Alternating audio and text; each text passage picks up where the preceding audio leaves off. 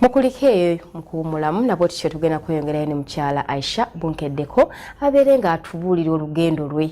Alhamdulillah twakomyewo wali wadde otunyonnyola olwakuwaddeyo akasiimo bampadde nga essomero baayagala nnyo ebigambo byange olwo nabyogeza olw'ennaku mwanange nga experience omanyi okwogera ekintu nga okifiiringa kuva ku mutima byali ebigambo byonna byenjogera biva ku mutima nga nkakasa ebigambo byange essomero eryasoma naye mpa emitwalo 4,000 olwo nejjaddi egyo olwongenze n'omwami nga takuye takuta namugamba jja tugende life after school mutandise nga naye ajagala olwo otusinziira ku bye tuyiseemu okuva twamala okusoma aginoonyeza netugenda n'ayogera nenjogera ne batuwa emitwalo 4,200 ejaddi esente bbanga kyawo ddi lwe twayogera just kwogeramu ekinene nnyo zaali essaawa emu n'ekitundu babanga abatusasula ate fesi yali intention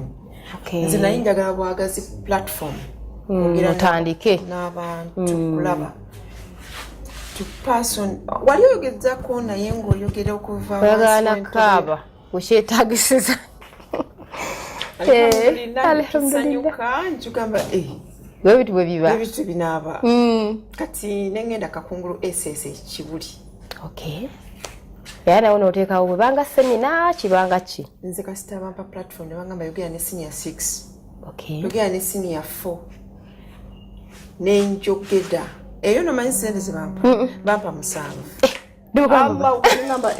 life after school Allah muno mwagano yisiriza sente omanyi ye Allah ate mekuba wotakola ki wotamanya wotasuubirira olwo tetunaba kuregisteringa ne baŋŋamba ebigambo byemuvamu birungi naye mwetaaga kuregisteringa kati mwami wange yali yasoma lo nanga Aisha tetulina sente za registeringa olwetaaga kadde nga kalamba ekyo kituufu biwanvu tetuzirina naye Allah oyo mukulu twazifuna ne turegisteringa buli kimu nekiba mu mateeka tufunye postal address byonna sijja kugamba tizaava wano Allah ye yamanyi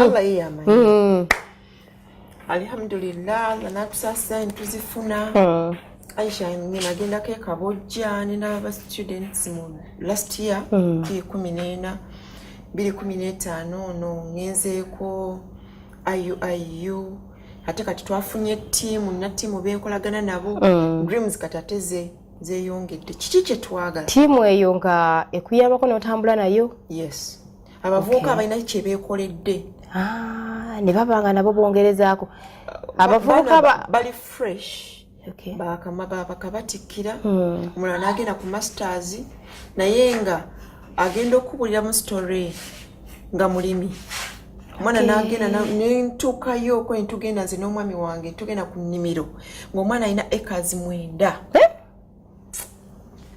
naye ng'akugamba natandika nze mu senior 4 ekirooto ky'okulima naye ng'ate wasoma n'agenda ne ku diguli yali ng'atandika mpolampola abakadde bagenda okulaba ng'omwana akyagala nnyo ne bagenda bamugulira ku ttaka ye kenyini bwe yafunayo ku ssente n'agenda ng'ayongerako kasaawe nalina acres 9 muvubuka muto ataddeko miyembe yalima miyembe kati omuvubuka bw'atyo aveewo ne digiri ye najja nayogerako n'abavubuka twagala tukyuse mindset y'abaana bave mu ofiisi endaba gye balabamu ebintu si reality wobeera okyali kusomera fine you want to be somewhere ne firimu tulaba nnyingi naye nga bwe nabagaba n'ekigambo kye bayita reality ate ng'oggyeko okusanyusa abakadde gwe ng'omwana olina ky'oyagala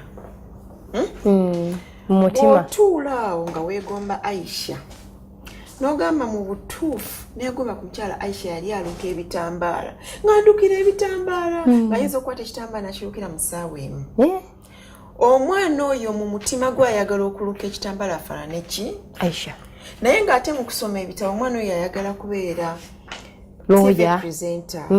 radio presenter akyagala nakyo naye ate n'ekitambaala kiri nga yatudde awo awulira asobola okiruka n'afunamu ssente njagala nze nga Aisha omwana we bamuwa omukisa aluke ku kitambaala ekyo ngeno wagoba ku kya TV presenter akigende mu maaso kwegamba aleme kutunulira kintu kimu obulamu buzibu Lwaki organization bayita life after school?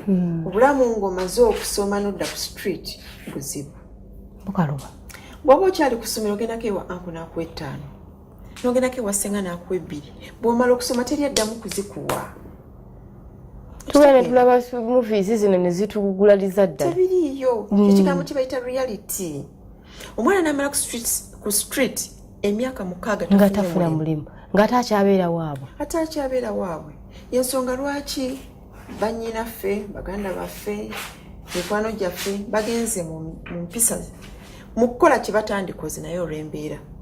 Naye ate ne sibanenya embeera. Naye ate ne mbanenya bakkiriza embeera okubakuba wansi. Aisha sikkiriza. Positokiza defeat watugambiddewo. Sikkiriza. Nze nakwata ekkubo. Nze n'omwami wange tulina 10-23 ne tugenda Nansana kweri essomero. Tulina transport. Abaza. Naye ffe tugenze kwogera n'abavubuka. Tokkiriza. Muba butafuna transport mwalitambudde ne mudda. Tukkiriza tuli bakkiriza eri Allah. Awo ensonga nkulu nnyo. Ate bekuba awatakola ki? Awatali kkubo. Kyengamba abaana abawala. Kantegemu n'abalenzi kubanga n'abasajja nkimanyi mutulaba. Ngira nengamba abantu mutulagamba nti era oli mwana waani kyenegeza bakulembeza nnyo ekintu ekyo. Sigenda ngamba abaana abawala kisooka okukkiriza gwenga gwe. Osome bisimila oyingira office. Yingira office y'omuntu bisimila. Aisha kyenkugambye ekyokukkiriza nze sikkiriza mbeera kitegedde. Embeera tenkozesa nsobi. Embeera tenkozesa kyesandikoze. Soka ni mchala mukkiriza eri Mungu. Alhamdulillah nsonga nkulu nnyo. Allahu akbar ate ekyo kyampitiridde kwe mchewu. Feeling ogenda okirowooza nako n'olyanga n'olutika olukumeze. Just imagine omuntu n'otandika organization ng'owulira ogyagala tolina ssente eziregisteringa Mungu n'abasasula ne muzifuna essaawa tulina abavubuka be tukolaga kati awamu tuli abantu 7. Alhamdulillah. Nga bonna balina bye beekoledde. We twabagamba ku kintu kya life after school bayaka. Life after school tetubasasula. Amwatu pro bono work. Alhamdulillah. Ate nga bakikola n'okwagala. Tukola meetings every after 2 weeks. Become transport. Oba oli awo nga bakugamba Aisha waliwo kye tuwulidde organization yatuyise ffe nga aba life after school tugenze. Let us present. Bagenda tu presentinga. Betuma bokka. Mungu ekyo si abakikola. Allah yakikola ya Rabbi. Kyekisinga awo amanyiga Allah oba oyagala galaba muki. Obuyinza bwa Mungu obulabirwa mu mbeera gy'oyitamu. Alhamdulillah. Ogenda kutegeera nti addedda Allah gy'ali mu mbeera gy'oyitamu. Aisha ne Badru nga bombi tebakola. Obulamu butambula bulungi. Namba happy. Bazadde abaana tusasula rent. Waliwo okulya waliwo okunywa. Naye nga sente ziva. Wallahi sijja kugamba nti ziva wano. Naye kiki kyenyinza tokkirizanga embeera okukuba wansi. Alhamdulillah. Tokkiriza mbeera kola ki? Kukuba wansi. Omukyala ng'oli eyo nga embeera ekkubye waliwo embeera ekuba mu nsonga nnyingi. Mu ngeri nnyingi. Eyinza okukuba ng'olaba abaana house fees tebalina. Zuukuka ekiro ku ssaawa 9. Nze munengenda ne neewuunye. Omuntu ayinza okugamba ye omuntu obeerawo otya kati gwe oba olowooza ogenda beerawo otya mu nsi. Wiiki neggwako nga tozuukuseeko kiro. Omwezi ne guggwako. Ya Rabbi nga tozuukuseeko kiro okusabako Allah. Ate tobanenya. Tannaba kuyitako mu mbeera egenda kimukoza. Naye Allah lwali mugesamu eyo embeera atajja zuukuka. Naye abantu bamanyi complaininga. Ndi oba biki embeera n'omubuuza naye ozuukuka. Waliwo embwa kakweweeyo akagero. Waliwo embwa yagenda ku supermarket bali batunda nyama. Ewulira akawuka kashi kenyama. Embwa eyo netuula ebweru wa supermarket. Naye yatuula ku musumaali ne gukikola ki? Ne guyifumita. Nebeera mu bulumi. Neebogola. Tevaawo. Okay, tesobola kusituka omusumaali gugikutte. Nebeera awo abantu balaba ndabe. Obulumi bwe bwagiyitirirako. Nesituka omulundi gumu nekola ki? Nedduka walegera ku nnyama. Nesituka omulundi gumu eve ku musumaali. Eragewo. Olwo ng'obulumi bwagerabiza ennyama eri.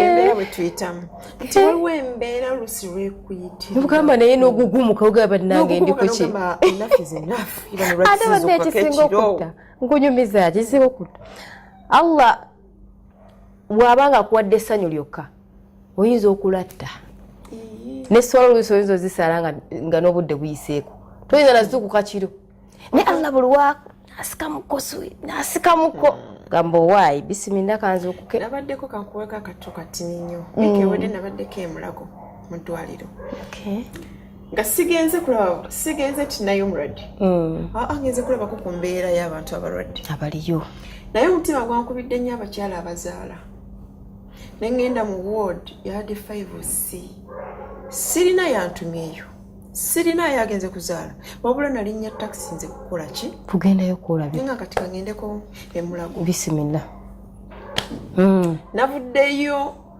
ntenda Mungu kyenasoose okulaba abakyala embeera gye babaddemu bwe yankubye nnyo nenzikakkanya ate bwe nabadde enzikirira nfuluma eddwaliro ate nga baleese wa accident baali bamujja mu motoka olwo mama wange baali bamulongoosa yasomanga ebigambo subhanallah subhanallah subhanallah walhamdulillah walhamdulillah bamulongoosa wala ilaha illallah mama wange baali bagenda mulongoosa nga byasoma byokka kati ebigambo ebyo byanzijidde ndabye abakyala ababadde emulago nono baleese wa accident nentandika kati wenawanikidde emikono neyekanze nyiwanikidde mu bantu nenjogera nnyo nti subhanallah subhanallah walhamdulillah wala ilaha illallah allahu akbar navukomyewo nkyuse nnyo ng'ate ndaba ndi mu mbeera nnungi nnyo sinza kyenalabye owa emulago omukyalo oyinza okuba nga weekubagiza naye kiri emulago tokikola ki tokimanyi ate era bakugamba okumanya oba okusiima Allah tunuulira gw'osinga naye buli wonootunuulira akusinga nti naye Allah wange n'okukuluma lwaki ffe Allah ayinza okuwa vitiizi n'otunuulira Range Rover waliyo tomanyi nti eriyo atambulira ku kigere naye ate kirungi ate n'otunya Range Rover ekuwa amaanyi ate ogikolerera anti ogikolerera naye ate kiki ekibi okwekubagiza anti lwaki Allah akugamba nti tunuulira ow'ekigere olyoka ogambe nti aha olwose kugane Range Rover naye so gisabe kubanga Allah gwe tusinza mugagga alganiyu almagniyu alganiyu naye ate mu kusiima wano tulina kutunuulira ki gwe tusingako entandika tokwogeraku ebyo mba mpulira nga nina amaanyi okugera n'abantu ababali abeekubagiza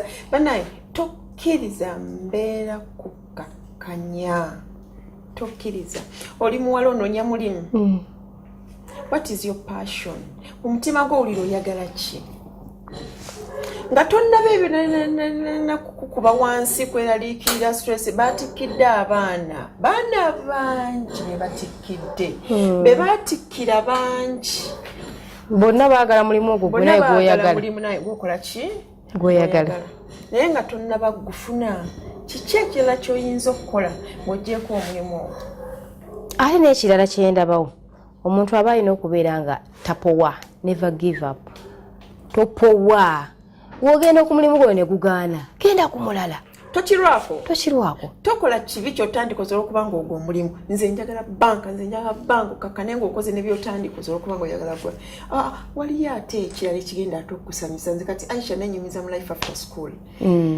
kuba negyentwala kati gyendabayo kati ndabayo ekyobuli mu kyowa kivaamu okulima kiribonze wange waka mpangisa naye naddira ewaka wange nengenda nga olimalimawoko neteeka mu mabaafu ebintuntu ng'omukyalo n'olima ku kannakati ogundi ebyo omwana wange lwaki aba ngenda nemugulira ebintu nga sobola birime waka alhamdulillah kali tekeebulizaayo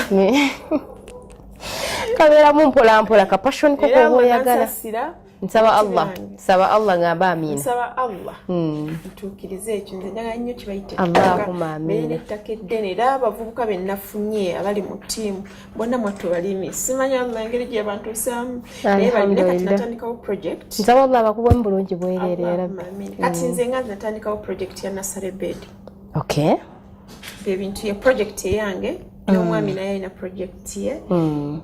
Nasara bed biki bye mukolayo? Nasara bed bintu bya nuts. Okay. Tulima fruits ebibala. Kati ngenda kulegeza ekyokulabirako emiyembe. Okay. Wansi n'olima kagogwa. Waliwo kye bayita grafting. N'okugraftinga n'oyongerezaako omuyembe ekika ekirala. Olwo ne kivaamu ani ate awo? Ebika bingi. Waliwo gano agayimba aganene ag'e Kenya. Waliwo gano agayimba agamyufu kungulu. Gano oteekamu kakagogwa akawuuma ate n'okayingizaamu. Kati kagogwa wansi lwaki tulima kagogwa embeera kagogwa mugumu mu mbeera yonna. Omusana, enkuba, ki guba mugumu. Kati guno omuyembe gwe bayungako omulala. Waggulu kyeguzaala. Naye nga wansi kaki kagogwa. Kati ne wano mukivaamu kiba mixture test ekyukamu mu kugulya empooma yaago. Kati kankulaze ekyokulabirako emicungwa wansi tusimba nniimu. Emicungwa gyekuze kyekiva gikayirira kyekiva giwooma ennyo. Obucungwa bw'ennaku zino obulina geje bukaawamu n'obugundi bwali buno tulima enniimu olwe mangada takyawuma kumbe musooka tutega nniimu wansi.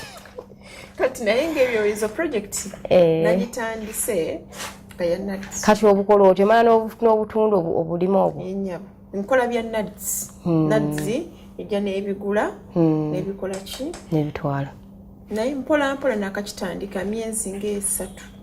Tekiwa nnyo hard time. Kyetaaga kimbulaba obuntu obubeera mu buveeraveera. Mubeera mu buveera ettaka. Ogonno mulimu Allah nga akusaasidde. Alhamdulillah yampa amaanyi gange. Mashallah. Kyentegeeza nti it's a job. Allah waba akusaasidde n'oba nga bitambudde bulungi. Okusinga omuntu aneekubagiza n'akola atya. Twagala nnyo kola jobs. Okutuula ojjuka ekigambo kye nagambye okwekkiririzaamu. Kkiriza nti osobola okukola ssente. Mu mbeera yonna. Tokkiriza mbeera kukuba wansi. Lwaki oba okkiriza? Fine guli omulimu togufunye. That's not the end of the world. Start up something else. Tolemera nnyo kuba abana ffenna si bye tuloota si bye tufuna. Ebirooto kino project twakagiyingiramu. Eya nuts. Naye ate n'okugiyingiramu nga ssente neewoze neewole. Zo si za riba. Alhamdulillah. Nenzeewola nentandika. Olw'obwongo bwesera. Nze Aisha neegeza kuwulira ng'oyogera. Allahu akbar. Weteekemu togenda kufa bwavu. Aisha ngenda kuba mugagga. Alhamdulillah. Waliwo lwempita wallahi nga ntambula nga ndaba omukyala emmotoka gyatuddemu nga nze nino gibaamu si ye akaseera ako ne mmujjamu nze ne ngituulamu olwo ndi mu birowoozo. Allahu akbar. Naye bwe mwakafaananyi ennyumba gye tugenda okuzimba okitegeera nze kakuwulireko Allah alina obuyinza naye sinaba kufumbirwa nga nkyalina ku IU Warid Telecom yali yakayingirawo yajja n'obupande bungi adverts zalinga nyingi ku TV zalinga za red na white naye yakolanga nnyo ka advert k'omuwala gwe batikkidde n'ajjako enkofiira n'agiwa maama we mukyala yayambalanga gomesi bwe yamalaawo omuwala n'afumbira obulaakola okwanjula ng'ali ne bbaawe ne bazaala omwana nalabanga advert nga nabayenze Aisha kati nekwata akafaananyi ako kwaliko omuwala oyo ng'ali ne bbaawe kwali kwanjula ng'afukamira yali ayambadde gomesi ya red wala bisinza kwerabira nakakwata akapande ako nekateeka mu nnyumba yange nga bulengera nga naye Allah nyenze nina kumala bantikkire nkwate enkofiira njiwe maama ate nerabyemu ng'ate nyanjudde wallahi byonna bwe byali kati bwe nkugamba kino ngenda kudda kusala mu TV inshallah gye bujjeyo mu maaso Aisha bukedde ngamba buulira bye natuuseeko alhamdulillah kugamba otusuubiza biidhinillah nga ate tukuhostinze okomyewo takbir nsonga nkulu ya rabbi tusaba Allah ateeke baraka awoli siwulina okuba omuwala gwali eyo obufumbo bwewegwanisa obwa munno n'olabira ddala ng'olaba by'okola naye kennyini okimanyi kikyamu wefule kyo bakyo ino kuwekirize buli sibubo tokola kibi ofune kirungi alhamdulillah oba mbagambe ntya weteekemu wekkirizeemu Aisha nekkiririzaamu alhamdulillah nagamba ngenda kubeera bwenti essaawa ya leero mbagamba obulamu bwange bwengenda okuba bugenda kuba superb. I'm inspiring you. Mbiseemu mbirabye oyinza okuba bakakutikira ekyokwogera kikuva mu mutima mbirabye ate nina nebyesoogedde bye bataleeta ku mpewo wekituuka ku bya famire amaka abaana n'omwami nemufuna hustles n'omwami olw'obwavu nemugamba omanyi nze Aisha ndi mugagga sigenda kukkiriza kuyombagana na mwami wange lwa bwavu kubanga yonayo testi y'amaanyi era embeera bwe yatutuukanga ku ekyo ng'ekitutuze ngamba no shayatwini olwoyinza obbayuzaamu olwo ntandika okusimayiringa nefajinga okusimayiringa kwesani simayirinze olwoka tekira kyakulya nesimayiringawo olwo nno bba abaana mubakoze mutya alhamdulillah tekibula alhamdulillah nsonga nkulu nnyo eyo buli wendeetawo kiguno nogira nti Allah nsonga nkulu nnyo eyo asukali k'abaana mu abakulu nemubuutawo mpola mpola nemugendawo ku sunnaawo olwo mukakekereza kabaki k'abaana naye byonna kiseera buseera kiseera biseera abayita abali waggulu bonna babiyitaayita mutwali kyogenda kugenda nga kipya and no gain without pain tekiriyo kaakati omukyala ndi nnyo kuba maama nze maama wange yanjagaliza nnyo ebintu bingi n'olwaleero naye agenda naŋŋamba mbasabira abaana bange mukwate ssente nga bakwata ensenene nemugamba maama kivudde mu ggwe nga maama kankwate ssente ngenda okukwata ssente alhamdulillah kiriza mbeera noddawo neweekubagiza nogwamu amaanyi embeera engagana etyokuzaala ngnaye gwalina Allah nga kikyoba okuweekubagiza naye nga tikukuvuddewa wallahi ŋŋamba kukuvaawa kyekituufu zukka ekiro saawa 9 nze Aisha nfuluma wabweru ngenda neŋŋamba oba mungu mu nnyumba tampulire nenfuluma wabweru nendisikinga obulamu olwo no imani imani eriwa ate mbadde sikiwuliranko imani emanyi okugenda n'ekulinnyako n'ogamba nti ofulume nako waliwo ekimpitirirako nkuleetera ekyokulabirako ekyokugeza nabegakawo wiiki eyiwedde nga bwe nkugambye nga nkubyemu akafaananyi emmotoka yange kubamu akafaananyi emmotoka y'omwami wange nagenda okulaba ye nga biruddewo mungu nno ndowooza nkyusemu oba ate nfulumeko ebweru neefuluma saawa mmeka olwo 9 nze eva 9 mba weeki olwo nno ofuna ekikugugumulayo kizibu nga ndi maso ga mungu naye era tekabulamu ak'obuntu era omagamo alhamdulillah niwonise bwoti naye ekitegeera edisoni likolaki erimagamaga kaakati tuweeyoko akatalekeka kubagamba nti bakyala bannanga abawala abali eyo kino ngenda kuddamu ebigambo byange okwekkiririzaamu obanga oli mwana muwala obanga oli mwana wa bulenzi onoonya mulimu omulimu gukubuze obanga okola wooli toli contented waliwo kibayita plan B tolemerako yiyaayo ekintu ekirala kyonna kyoyinza okukola wetunuuliremu ngambe nti nze nga ngenda kwegezaako nti nze nga nze by the end mulongo nze nga nze nakato Aisha nsobola mu bulamu bwange singa mba bampadde omukisa nsobola okukola engatto zikole degree tekugaana kukola kintu ekyo alhamdulillah kikole alhamdulillah nabo kibane mbajjukizaako nti tulinayo Muslim Women Reunion eri ku Masigid Gaddafi ffenna bannaye gye tuli abakyala abaami mwenna mujje ebyokulya gye biri tugenda kubeera nga tunyumirwa ate naye kiraba bannange ekitalekeka Muslim Girls International etutegekedde event gaggadde bagiyita annual swimming competition mugenda kubeera banne bakyala buka abaami temujja buli kimu gye kiri tugenda kunyumirwa tulye emicomo gy'embuzi tugenda kubeera nga abaana bato balina bouncing castles face painting kigenda kubeera ku IUIU e Kabojja nga lumu January 2016 era okuyingira abakulu mutwalo abaana abato zijja kubeera 15 zokka. Tunabeerayo n'aboogezi ab'amannya abakyala bagenda otusomesa ffe abawala batannafumbirwa twetegekedde tutya obufumbo tusabye tutya Allah okutwanukula mu mbeera zonna ze tuwangaaliramu nabo tutyo bambi tukweyanza nnyo okubeera nga ozze ku show yaffe mukyala Aisha Bunkeddeko tusaba Allah abeere nga byonna ebikuvuddemu bitugasa ffenna abakyala b'eggwanga eno n'abaami nambi tumanyi mutulaba alhamdulillah bannange nsigadde ndi Ashura Mutale omuweereza wammwe nabwe ntyo mbaagala nnyo mwekuumire ku Salam TV. Assalamu alaikum wa rahmatullahi wa barakatuh.